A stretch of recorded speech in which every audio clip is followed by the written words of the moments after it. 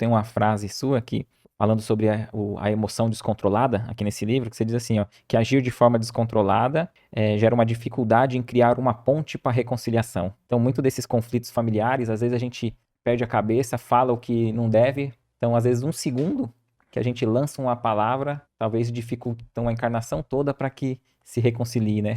Pois é, eu poderia ficar aqui contando casos. Qualquer dia a gente faz um podcast só Conta, para contar a gente casos. gosta de casos aí, né, Emerson? Contar casos, porque muitas vezes as pessoas acabam se entrincheirando. O pai vai para uma trincheira, o filho vai para outra trincheira. Ninguém quer sair para construir a ponte. Então, mais um caso que se deu em uma escola, de um garoto que dava muito trabalho, dava muito trabalho. E a orientadora o acolhia assim com muito carinho, tentando fazer com que ele não se sentisse, não experimentasse um sentimento de inadequação com o meio, sendo visto como o único que dava problema e que dava trabalho. Então aconteceu um fato e foi necessário chamar a mãe dele. A mãe veio e ficaram as duas frente a frente. E aí a orientadora disse: você é um menino tão bom, tão inteligente, etc, etc, e você precisa mudar. Olha o que está acontecendo aqui, a sua mãe passando por essa situação e etc. Você pode mudar, você tem capacidade para isso. E ela disse assim, a orientadora: veja como a educação ela não se restringe apenas às questões do intelecto, ok? Abrace sua mãe, a orientadora pediu. Ele ficou travado e a mãe ficou travada. E entre dentes ele disse: mas ela nunca me abraçou. E eles se abraçaram. E a orientadora ficou impactada, porque eles se abraçaram e não se largaram mais.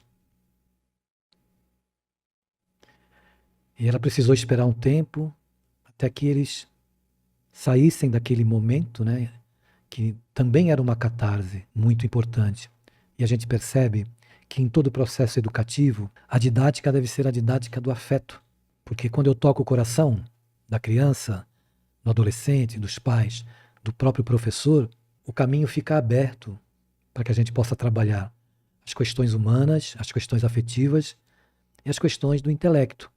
Então, ele não voltou para a escola para ser o melhor aluno, ele voltou e se tornou um aluno como outros alunos. Mas para a vida dele como ser humano, aquela passagem foi marcante, para que ele pudesse ressignificar a relação com a mãe e a mãe ressignificar. E alguém pode dizer assim, inadvertidamente, mas a mãe também, por que não tomou iniciativa? A gente tem que olhar com um olhar para além da persona. Qual é a história da mãe? Nós não sabemos, então convém não julgarmos também, né?